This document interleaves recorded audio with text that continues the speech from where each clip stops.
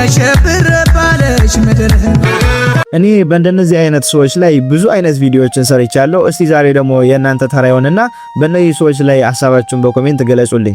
በነገራችን ላይ ነገ ደግሞ አህዛብ መናፍቃን ደግሞ ይመጡና እነዚህን ሰዎች ቤተክርስቲያንን ይወክላሉ ብሎ ሊያወሩ ይደፍራሉና በመጀመሪያ ደረጃ ምዕመናን እንደነዚህ አይነት ሰዎች ተክሊል አድርገው ቅዱስ ሥጋውንና ክቡር ደሙን ተቀብሎ መጥተው እንዲህ ጭፈራውን የሚያስነኩ ሰዎች ቤተክርስቲያንን አይወክሉም። ምስጢሩ ሳይገባቸው ምስጢረ ተክሊል ምን እንደሆነ ቅዱስ ሥጋውንና ክቡር ደሙ ሥርዓተ ቁርባን ምን እንደሆነ ሳይጠነቅቁ በዛ አካባቢ ባለው ማህበረሰብ ግፊት፣ ሁለተኛ ደግሞ በራሳቸው ፍላጎት ብድግ ብሎ ተክሊል የፈጸሙ መቶ ደግሞ እዚህ ላይ የሚጨፍሩ ሥርዓተ ቤተክርስቲያንን የሚጠሱ ምዕመናን መሆናቸው መረዳት መቻል አለባችሁ። እነዚህን ሰዎች ካላስተማርናቸው፣ ካልመከርናቸው፣ ካልገሰጽናቸው መቼም ሊመለሱ አይችሉም። ምክንያቱም ካህናቱም ከእንደነዚህ አይነት ሰዎች አይለዩም። በነገራችን ላይ ሁሉ ነገር ከምንጩ ነው የሚታወቀው። እዛ አካባቢ ላይ ያሉ መምህራን ምንጫቸው ጥሩ ቢሆን ኑሮ እንደዚህ አይነት ምዕመናንን ባላፈሩ ነበር። ምዕመናን የሚታወቁት በመምህራኖቻቸው አማካኝነት ነውና እዚህ አካባቢ ላይ የምትገኙ በሌላ ቦታም እንደዚህ አይነት ስርዓት ሲታስተመለከቱ መሃል ገብታችሁ ያለምን ፍራትና ያለምን ማፍረት እንደዚህ አይነት እኩይ የሆነ ተግባርን ለማስቆም ሞክሩ እንጂ ከሸማቃችሁ ዳር ላይ ቆማችሁ እዩአቸው ቅዱስ ቁርባንን ተቀብለው ይጨፍራሉ ብላችሁ ዝም ብላችሁ አትለፉ። ቢያንስ እናንተ የራሳችሁን ዕዳ ከራሳችሁ ላይ አቃሉ። እናንተ የስርዓት ልክ እንዳልሆነ እያወቃችሁ ዝም ብላችሁ ብታልፉ ከነሱ ጥፋት ተካፋይ ናችሁ። በነገራችን ላይ ግን እነዚህን ሰዎች ሄዳችሁ ስርዓት አይደለም ቁርባን ተቀብለሻል፣ ተክሊል አድርገሻል፣ ሥጋ ወደሙን ተቀብላል፣ ይሄ ነገር ኃጢአት ነው ብለ የራስህን ነገር ተናግረ አስተምረ ባይሰሙ አንተ ከነዚህ ሰዎች ደም ንጹህ ነህ፣ በእነሱ ኃጢአትም አንተ አትቀጣም ማለት ነው። ስለዚህ በዚህ ልክ ተራ ነገር ነው ብላችሁ አትለፉት። ነገ አድርጎ ይሄ ነገር ቤተክርስቲያን መሃል ሲጨፈር ታገኛላችሁ። ምዕመናን እባካችሁ ቅዱስ ሥጋውን ክቡር ደሙን ስትቀበሉ የተክሊል ስርዓታችሁንም ስትፈጽሙ ከእንደዚህ አይነት ተግባሮች ይሄ ብቻ አይደለም፣ ከዘፈን የማይተናነስ ከበሮ ይዛችሁ የሚጨፍሩ መዝሙር ነው ብላችሁ የምትዘምሩ ብዙ በመንፈሳዊ አጠጋግታችሁ በመዝሙሩ የሚጨፍሩ ተክሊል አድርጋችሁን ዘመርን የምትሉ ብዙ ሰዎች አላችሁና ይሄን ነገር ብታስተካክሉ መልካም ነው። ፍትሐ ነገሥት ቀጥታ ይሄን ነገር ያወግዘዋል። ቤተክርስቲያንም ደግሞ ይሄ ስርዓት እንዳልሆነ ታስተምራለች። አሁን ችግሩ ካህናቱ ምዕመናኑን አይገስጹም፣ አያስተምሩም። ምዕመናኑም ደግሞ ካህናቱ ከነሱ እንደማይተናነሱ ስለሚያውቁ አይሰሟቸውም ማለት ነው። ብችሉ ካህናት ከምዕመናን የተሻለ ህይወት ገንቡና ምዕመናን እናንተ እንዲሰሙ ተማሩና ምከሯቸው። ከዛም በኋላ አንድ ምዕመን የእናንተን ህግ ተላልፎ እንዲህ ሲጨፍር ኃጢአትን ሲሰራ ህገ ቤተክርስቲያንን ሲያፈርስ ስትመለከቱት ከምዕመናን ህብረት እነዚህ ምዕመናን መለየት ይችላል። ስልጣን አላችሁ፣ አትጠቀሙበትም ወይ አታውቁትም። እናንተም ከነሱ ስለማትሻሉና ስለማትተናነሱ ነው እንዲህ ቅዱስ ቁርባን ተቀብለው ተክሊል ቆቡን ጭኖ ሲጨፍሩ ዝም ብላችሁ የምትመለከቱት ማለት ነው። እነሱ የደስታቸው ቀን ነው ምናምን ብላችሁ ህግን የማታውቁ እንዲህ ብላችሁ ኮሜንት የምትጽፉ ሰዎችም እናንተ ክርስቲያን እንዳልሆናችሁ ደምድመን ልንናገር እንፈልጋለን። ምክንያቱም ይሄን እድል ብታገኙ እናንተም ጭፈራውን እንደምታስነኩት ያለምንም ጥርጥር ስለምናውቁ ማለት ነው። ስለዚህ እባካችሁ ቅዱስ ቁርባንን ስትቀበሉ ተክሊል ስታደርጉ የዛን ጊዜ እናንተ ንጉስና ንግስት ናችሁ፣ ተከብራችሁ ቁጭ በሉ። እንደዚህ አይነት ጭፈራም አያስፈልግም። ኃጢአት ነው፣ በደል ነው። በእናንተ ምክንያት ሌላ ሰውም ይጠፋል። ከዚህ ነገራችሁ እንድትቆጠቡ ለማለት ነው። እሺ ኮፒ ሊንክ ሼር ፖስት ያደረጋችሁ ለእንደነዚህ አይነት ዲያቆናት መልእክት እንዲደርስ አድርጉልኝ። በመጀመሪያ ደረጃ በቤተክርስቲያን ውስጥ አንድ ስራ ልትሰሩ ስትሉ አንባቢ ባትሆኑ፣ መጻፍትን ባታነቡ፣ ማወቅን ባትፈልጉ የሆነ ስራ ልትሰሩ ስትሉ ይሄ እንደዚህ አይነት ስራ ግን ከዚህም በፊት ተሰርቶ ያውቃል ብላችሁ ለመጠየቅ ሞክሩ።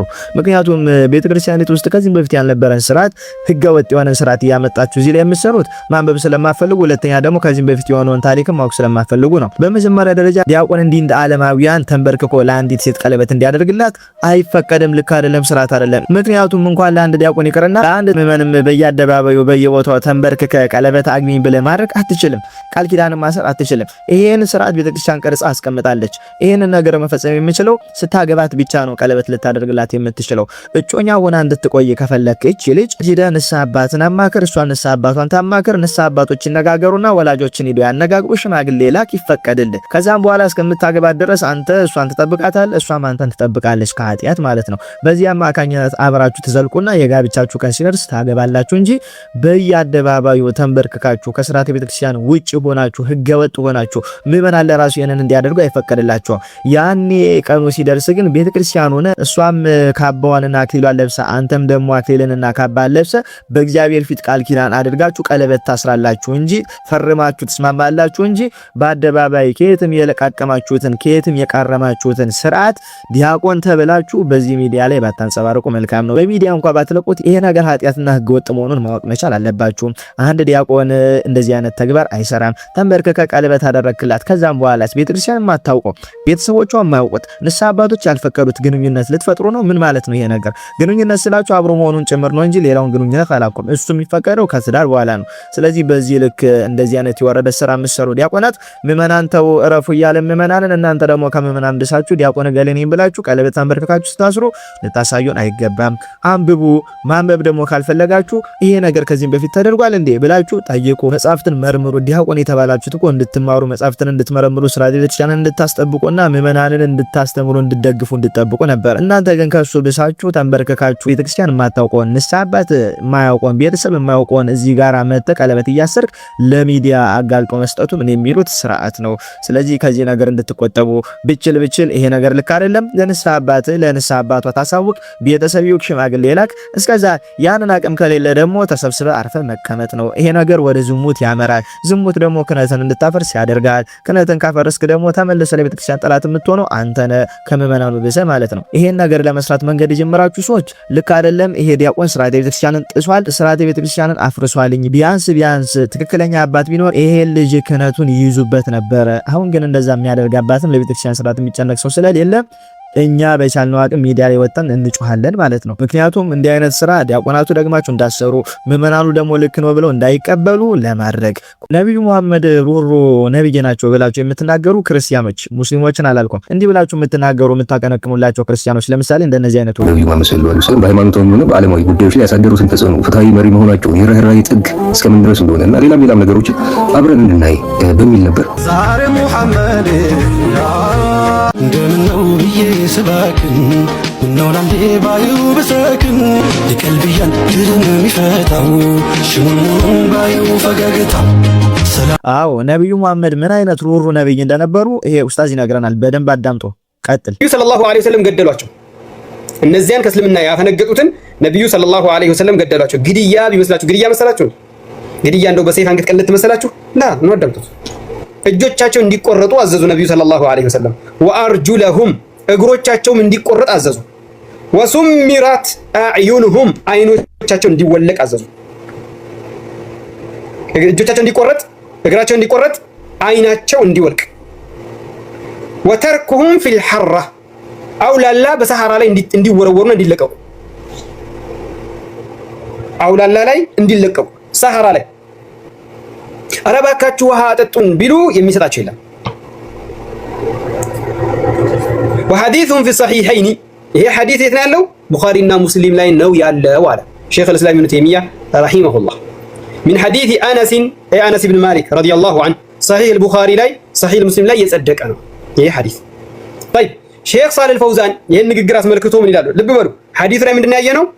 እጃቸው ተቆረጠ፣ እግራቸው ተቆረጠ፣ አይናቸው ወጣ፣ ሜዳ ላይ ተጣሉ። ምን ተደረጉ? አንድም ውሃ እንዳይሰጣቸው ተባለ። ማንም ሰው ውሃ አይሰጣቸው። በእንደዛ አህዋል ሞቱ። ነው አዳምጡ። ሐቃይቅ ይሄ ነው። እስልምና የሰውንም መብት ዲንን የሚያስከብረው በዚህ መንገድ ነው። ነብዩ መሐመድ ሰለላሁ ዐለይሂ ወሰለም በሃይማኖታዊ ሆነ በዓለማዊ ጉዳዮች ላይ ያሳደሩትን ተጽዕኖ፣ ፍትሃዊ መሪ መሆናቸውን፣ የርህራሄ ጥግ እስከምን ድረስ እንደሆነና ሌላም ነገሮችን አብረን እንድናይ እና ርህራሄያቸው በጣም የሚያስገርም ነው። እንዲህ ብላችሁ የምትናገሩ ክርስቲያኖች ቤተክርስቲያን ይሄንን ነው ርህራሄ ብላ ያስተማረቻችሁ የሚለውን መልስ እንድትሰጡኝ እፈልጋለሁ። እና በምን አግባብ ሩሩ እንደምትሏቸው ብታስረዱን። ክርስቲያኖችን ነው ያልኩት፣ ሙስሊሞችን አላልኩም። ስለዚህ እንዲህ ብላችሁ የምትናገሩ ክርስቲያኖች እንዲህ አይነት ርህራሄ የምትፈልጉ ከሆነ መልካም መንገድ ይሆንላችሁ ለማለት ነው። ከልባችሁ ንስሐ መግባት አስባችሁ ግን ሳትገቡ ብትሞቱ ምን የሚፈጠር ይመስላችኋል? ምን እንደሚፈጠር ከቅድስት አትናስያ ታሪክ እንመለከታለን። ኮፒ ሊንክ ሼር ፖስት እያደረጋችሁ ለብዙዎች አዳርሱት። ይሄ ታሪክ በደንብ ይጠቅማቸዋልና በኮሜንትም ደግሞ ቅድስት አትናስያ በረከትሽ ይደርብን እያላችሁ ጻፉልኝ። ታሪኩም እንዲህ ነው። የቅድስት አትናስያ ወላጆች መኑፍ በሚባል ሀገር የሚኖሩ ከመንግስት ወገን የሆኑ ባለጠጎች ነበሩ። እነርሱ እሷን በፈሪሃ እግዚአብሔር አሳድገው በመጨረሻም በሞቱ ጊዜ ቅድስት አትናስያ ወላጆቿ እንዳስተማሯት ቤቷን ለእንግዶች ማረፊያ ያደረገችው። እንግዶችን በመቀበልና በገንዘቧ ገዳማትን መነኮሳትን የምትረዳ ደገኛ ሴት ሆነች። በዚህ በጎ ተግባሯ እርሷ እርሷን ሁሉም መነኮሳቱ ይወዷት ነበረ። የበጎ ነገር ጥንተ ጠላት የሆነ ሰይጣን ግን በቅናት ተነስቶ ክፉ ሰዎችን አነሳስቶ ክፉ ምክር እንዲመክሯት አደረጋቸው። ክፉ ጓደኛም ያዘች። ከዚህም በኋላ ሰይጣን በክፉ ሰዎች አስመክሮ በወጥመዱ ጣላትና በዝሙት እንድትወድቅ አደረጋት። አትናሲያም ዘማዊ ሴት ሆነችና አብዝታ ኃጢአትን ትሰራ ጀመረ። ከጽድቅ ወደ ኃጢአት ወደቀች። በቀድሞ የቅድስና ሕይወቷ የሚያውቃት የአስቄጥስ ገዳም መነኮሳት ሁሉ ስለ እርሷ መውደቅ እጅግ አዘኑ። እነርሱ መክረው ሊመልሷት ቢሞክሩ አልመለስላቸው አለች። ይልቁኑ ሊመክሯት ሲመጡ እየሳቀችባቸው ታሾፍባቸው፣ ተሰድባቸውም ጀመረ። በመጨረሻ መነኮሳቱ ታላቁን ጻድቅ አቡነ ዮሐንስ አጽርን ላኳቸው። ምክንያቱም አስቀድማ ከአባ ዮሐንስ አጽር ጋራ ብዙ በጎ ተግባራትን ሰርታ ስለነበረ ነው። አባ ዮሐንስን በጸሎት እንዲያስቧቸው መነኮሳትን ጠይቀው ተራ ሰው መስለው ወደ ከተማ ከወጡ በኋላ አትናሲያ ቤት ደረሱ። ለጠባቂዋም ለመቤትሽ እኔ ወደ እርሷ መግባት እንደምፈልግ ንገሪልኝ አሏት። አትናሲያም ለዝሙት የመጣ ተራ ሰው መስሏት አጊጣ ተኳኩላ በአልጋ ላይ ሆና በደስታ ተቀበለችው። ልታጫውተውም ስትሞክር አባ ዮሐንስ ግን ማልቀስ ጀመረ። ለምን ታለቅሳለህ ብትለው መልክሽ ደስ ብሎኝ አላት። እርሷም ታዲያ ደስ የሚል መልክ ያስቃል እንጂ መቼ ያስለቅሳል ስትለው የለም ነገ ገሃነም እንደምትወርጂ ታይቶኝ ነው። እነሆ የሰይጣን ማደሪያ ሆነሽ ብዙ አጋንንት በሰውነትሽ ውስጥ ሲወጡ ሲወርዱ አያለው እያሉ ብዙ አስተማሯት፣ መከባት። እርሷም አይነ ልቦናዋ ተከፍቶላት ወደ ልቧ ተመለሰችና ቃሉን ሰምታ ደነገጠች። በመጸጸትም ታዲያ ምን ባደርግ ይሻለኛል አለቻቸው። ንስሐ ግቢ አሏት። በውኑ አሁን እኔ ምሕረት አገኛለሁን? ኃጢአቴ ብዙ ነውና ከእግዚአብሔር ጋር ማን ያስታርቀኛል ስትላቸው እኔ ያስታርቅሻለሁ ተከተይኝ ብለው ወጥተው ሄዱ። እርሷም ልዋል ልደርስ ሳትል በሯ እንደተከፈተ ቤቷን ንብረቷን ትታ አባ ዮሐንስ አጽርን ተከተለቻቸው። እርሳቸው ላይ ለመድረስ እየሮጠች ስትሄድ በልስላሴ የኖረ እግሯ እየቆሰለና እየተሰነጣጠቀ ደሟ እንደ ውሃ መሬት ላይ ፈሰሰ። ሲመሽ ከገዳሙ በር ላይ ደርሳ የምታርፍበትን ቦታ ለይተው ሰጧትና እዚያ ተኛች። አባ ዮሐንስም ሌሊት ለጸሎት ሲነሱ መላእክት ሲወጡ ሲወርዱ ተመልክተው ይህ የማየው ነገር ምንድነው በማለት አንዱን መልአክ ጠየቁት። ትናንትና አንተን ተከተለ የመጣችው ሴት ሞታ ነፍሷን እያሳረግን ነው አሏቸው። አባ ዮሐንስም እግዚኦ ንስሐ ሳትገባ ብሎ ደነገጡ። መልአኩም አንተን ልትከተል ገና አንድ እግሯ ከቤቷ ስታወጣ ኃጢአቷ በሙሉ ተፍቆላታል፣ አሁን ወደ ገነት እየወሰድናት ነው አላቸው። አባ ዮሐንስ አጽርም ወደ አትናሲያ ሮጠው ቢሄዱ አርፋ አገኟትና ተገርመው እግዚአብሔርን አመሰገኑ። የመቃብሯስ ነገር እንዴት ነው ብለው ጠየቁት መልአኩን። መልአኩም አንበሶች ይመጣሉ፣ የመቃብሯን ቦታ ለክታ አሳያቸው ብሏቸው ተሰወረ። አንበሶችን በዚያን ጊዜ መጥቶ ለአባ ዮሐንስ ሰገዱ። አባ ዮሐንስም ቦታው ለክተውላቸው አንበሶቹ መቃብሩን ቆፍረው በክብር ቀበሯት። አባ ዮሐንስ አጽርም እንዲያደርገው ከጽድቅ ወደ በደል የገባችውን በኃጢአት የጠፋችውን ያቺን ደግ ሴት ወደ ጽድቅ ሕይወት መልሰዋትኝ እንዲህ እንድትማርና ገነት መንግስተ ሰማያትን እንድትወርስ አደረጓት። ስለዚህ ከልባችን ኃጢአትን ቆርጠን ትተን ንስሐ ልንገባ አስለን የሆነ ጉዳይኛ ላይ ቢፈጸም መጨረሻችን እንደ ቅድስት አትናሲያ ነው። ምክንያቱም ቅድስት አትናሲያ ንስሐ ሳትገባ ምን ነው ብሎ አባ ዮሐንስ ጠይቋት ከልቧ ተጸጽታ ገና አንድ እግሯን ከቤቷ ስታወጣ ነው እግዚአብሔር ይቅር ያላት የማራት ብሎ ነገራቸው። እና ሁላችንም ከልባችን ተጸጽተን ንስሐ መግባት እንዳለብን አንዱ ማሳያ ይሄ ነው። ነገር ግን በልባችን እየተጸጸተን በህይወት እያለን ንስሐ ሳንገባ መቆየት ክልክል ነው። ምክንያቱም እግዚአብሔር በሰጠን እድሜ ተመላልሰን ባገኘነው ሰዓት ንስሐ ገብተን ቅዱስ ሥጋውንና ክቡር ደሙን ተቀብለን መኖር ነው ያለብን እንጂ በብልሃት ወይም ደግሞ በብልጠት በቃ ንስሐ መግባት ፈልጋለሁ ግን ደግሞ አልገባም ብሎ መቀመጡ ራሱን ችሎ አንድ ኃጢአት ነው። እግዚአብሔር ልብን ኩላሊትን የሚመረምር ፈጣሪ ስለሆነ የሷን ሐሳብ ተረድቶ እግሯን ከቤቷ ስታወጣ እንደማራት አንዱ ማሳያ ይሄ ታሪክ ነው። የቅድስት አትናሲያ በረከቷ ይደርብን። የአባ ዮሐንስ በረከታቸውን በሁላችን ላይ ይደርብን። እኔ የሙስሊም ስጋ ልበላም። አንተ የሙስሊም የክርስቲያን የሚባል ስጋ የለም። ስጋ የበሬው ነው። ምን ሆነ ነው? አይ ተው አንተ ነቃ በል። እዛ በርገርን ስትበላ ስጋው የማን ነው? የሼፉ ነው? እዛስ ዶሮን ስትገነጥል የማን ነው ስጋው? ንገረኛ። ናውን ኮፒ ሊንክ ሼር ፖስት እያደረጋችሁ ለብዙዎች እንዲዳረስ አድርጉ። አሁን ይሄ ልጅ በቀልድ አስመስሎ ግን ትልቅ መርዝ ነው ክርስቲያኖችን የከተባቸው። በመጀመሪያ ደረጃ አሁን እየተለመደ ያለ ነገር አለ። ብዙዎች ስልጣኔ እየመሰላችሁ የሙስሊሞችን ስጋ ክርስቲያኖች ትበላላችሁ፣ የክርስቲያኖችን ስጋ ደግሞ ሙስሊሞች ትበላላችሁ። ይሄ በእኛ ሃይማኖት የተከለከለ ነው። በመጀመሪያ ደረጃ አንድ ክርስቲያን የአይዛብን ምግብ እንዲበላ አልተፈቀደለትም፣ ምክንያቱም ለጣዖት የተሰዋ ነውና። ምን ማለት ነው ከተባለም እኛ እንስሳትን ስናርድ በስመ አብ ወወልድ ወመንፈስ ቅዱስ ብለን ስመ እግዚአብሔርን ጠርተን ባርከን አክብረን ነው የምናርደው። በተቃራኒው ደግሞ ሙስሊሞችን ቢሆኑ የራሳቸውን አምላክ ጠርተው ያርዳሉ።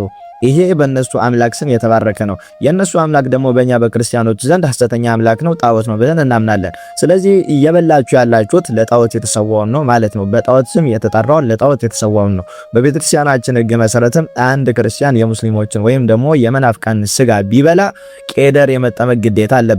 ትልቅ ቀኖና ይቀበላልኝ፣ ከባድ ቀኖና ማለት ነው። ስለዚህ አሁን በጣም እየቀለለ መጥቷልኝ። ስልጣኔ አይደለም። ሃይማኖታችን ምን ይላል?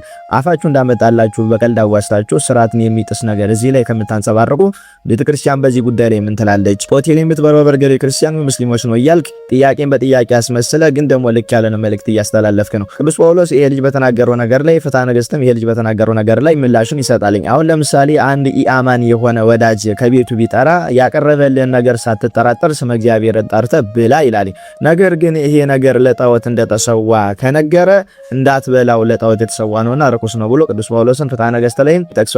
ስለዚህ በየሆቴሉ በየምኑ በርገር ስበላ ስጋው የምንድን ነው ብላችሁ የምትጠይቁ ሰዎች ካላችሁ ያንን ነገር ግዴታ ከሆነባችሁ ስመ እግዚአብሔርን ጠርታችሁ ባርካችሁ መብላት ነው እንጂ ይሄ የሙስሊሞች ስጋ ነው እየተባልክ እየተነገረ እያወቅ ከበላ አንተ አውቀህ እግዚአብሔርን እየጣስክ ከነሱም ደግሞ እየተባበርክ መሆኑን ማወቅ መቻል አለብህ።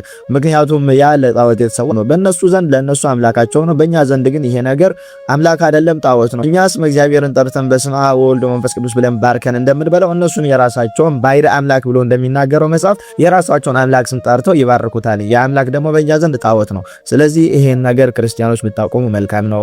በቀልድ እያዋዛችሁ መርዝ የሆነ ነገር ክርስቲያኑን ምዕመኑን ባትከትቡት መልካም ነው።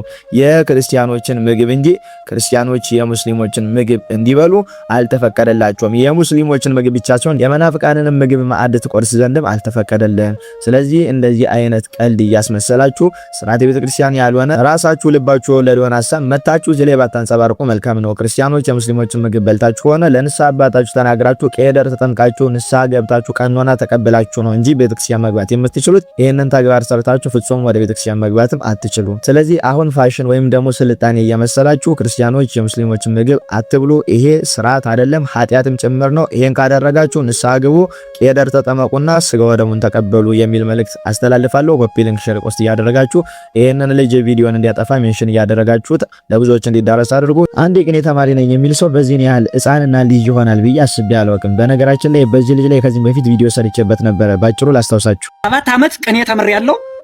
የቴዲ አፍሮን ሙዚቃ ግጥም መተርጎም አልቻልኩም። ኮፒ ሊንክ ሼር ፖስት እያደረጋችሁ ለብዙዎች አዳርሱ። ቪዲዮ ይሄንን ይመስል ነበረ። በዚህ ቪዲዮ ላይም አንተ የቅኔ ተማሪ ነኝ እያልክ ብዙ ሚስጥር መፍታት ሲገባ ብዙ የቤተክርስቲያኒቷን መጻሕፍት መመርመር ሲገባ እንደ ተራ ሰው ቁጭ ብለህ ዘፈን ካልፈተው ብለህ በዚህ ልክ ወርደ ምዕመኑንም አታስት፣ ራስን ደግሞ ኃጢአት አትግባ፣ ሙዚቃም ደግሞ አታስተዋወቅ የሚል ሐሳብና ምክር ሰጥቼው ነበረ እና ሲራክ እንደሚናገረው ሰነፍ ሰው ተግሳጽን ይጠላል ብሎ በተናገረው መሰረት ይሄ ልጅ መጥቶ በውስጥ ምን ብሎ ላከልኝ። በነገራችን ላይ ይሄንን ቪዲዮ የሚሰራው ማንም አያይም ብሎ በዚህ ልክ ሕፃንነቱን ስላሳየ በዚህ ልክ የቅኔ ተማሪ ነኝ እያሉ እዚህ ላይ አክት እያደረጉ ግን ደግሞ ውስጣቸው ባዶ ምንም አላዋቂ የሆኑ ሰዎችን ለማጋለጥ ነው። ይሄ ልጅ ማንም አያውቅብኝም፣ ይሄ ልጅም እንደዚህ አይነት ቪዲዮ አይሰራብኝም ብሎ ስላሰበ በውስጥ መጥቶ ይሄንን ነገር ጻፈልኝ እና በመጀመሪያ ደረጃ ምክር ብትቀበሉ ጥሩ ነው። በውስጥ ማታወሩ ስትሉ የነበራችሁ ሰዎችም በዚህ አይነት ስነልቦና ነው እነዚህ ሰዎች የተገነቡት። እንኳን ምክር ሊቀበሉ ምንም አይነት ነገር ለመስማት ዝግጁ አይደሉም። ምክር መቀበል አይደለም ይቀርና ስድባቸውን ለራሱ መመልከት ትችላላችሁ። ቤተክርስቲያን ውስጥ ነን፣ ቅኔ ተማሪ ነን፣ ገብቶ ቤተክርስቲያን ውስጥ ማይክ ይዘው ማሌቱ ላይ ሲታዩ በዛም ደግሞ በመንፈሳዊ ቦታ ላይ አለን ብሎ ሲናገሩ ሙሉ ይመስላሉ። በነገራችን ላይ ይሄን ያህል ግን ባዶ ውስጣቸው የሸንበቆን ያህል የቀለሉ ሰዎች ናቸው እነዚህ ሰዎች እና በዚህ ልክ ባትወርድ መልካም ነው። ሚዲያ ላይ ማስመስሉ ምንም አያደርግልንም። ምንማሩን በህይወት መኖር እንጂ ወጣ ላይ ምስል ሚዲያ ላይ መንፈሳዊ ሰው መጫወቱ ላንተም ለማንም አይጠቅምም። ምን አይነት ማንነት እንዳለ ለማወቅ ደግሞ ይሄ ቴክስት ብቻውን ማሳያና በቂ መረጃ ነው። ሁለተኛ ነገር ደግሞ እዚህ ላይ መተንኛ ቪዲዮ ስንሰራና ስንናገር ለመታወቅ አይደለም። እናንተ ይሄ ሁሉ ሰው አወቀኝ አላወቀኝ በህይወት ላይ ምንም ቅንጣት ነገር አይጨምርም አይቀንስም። ስለዚህ ለመታወቅ ብላችሁ አትስሩ። መንፈሳዊ ኮንተንትን ለመታወቅ ከሆነ የምትሰሩት አይጠቅማችሁም። ለጥቅማችሁ ብቻ ነው እናንተ የምትጠቀሙበት፣ ሰውንም ትጎዱበታላችሁ። መንፈሳዊ ሰው ሳትሆኑ ለኮንተንት ብቻ ብላችሁ መንፈሳዊ መስላችሁ እዚህ ላይ መታችሁ የምታወሩት የምትናገሩት የምትሰሩት ቪዲዮ የውሸት ነው። ስለዚህ መንፈሳዊ ሰው ስትሆን ለማስተማር ሰውን ለመምከር ቤተክርስቲያን ያላትን እውቀት ጊዜውን ዋሽተ ለማስተማር ካልሆነ በስተቀር ሰው አወቀ አላወቀ በእግዚአብሔር ዘንድ አንዴ ከታወቅ ላንተ ያበቄ ነው። ምክንያቱም አንተ እንደምትናገረው ከሆነ ቪዲዮዎችን የምትሰራው ለመታወቅና ፌመስ ለመሆን ነው፣ ብዙ ሰዎች እንዲያውቁ በዛ አማካኝነት ህይወትን ለመቀየር ነው። ግን መንፈሳዊያን ስንሆን በዚህ አይነት መልኩ ይሄንን ነገር መጠቀም መቻል የለብንም። ለመፈመስ ነው ወይ እንዲህ ብለን ላይ ቪዲዮ የሰራው ከሆነ ስርዓተ ቤተክርስቲያንን ስለጣስክ ነው እንጂ ማንም እውቅናን በአንተ ለመገንባት አስቦም ፈልጎም አይደለም። ይሄንን ማወቅ መቻል አለብህ እና እንደነዚህ አይነት ትንሽ ሰዎችን እንዲህ የመጣው አንድ በአንድ ማንነታችሁን ለማጋለጥ እኔ ዝግጁ ነኝ። እናንተም ቀጥሉ። በዚህ ልክ ግን ትንሽ ሆናችሁ ትልቅ መስላችሁ በሚዲያ ወጣችሁ ቤተክርስቲያንን እንወክላለን ብላችሁ የምትናገሩ ሰዎች ከዚህ ልጅ ተማሩና አንድ ቀን ይሄ ዕጣ ይደርስብናል ብላችሁ አስባችሁ እውነተኛ ማንነታችሁን እንጂ እዚህ ላይ ወጣችሁ አታስመስሉ።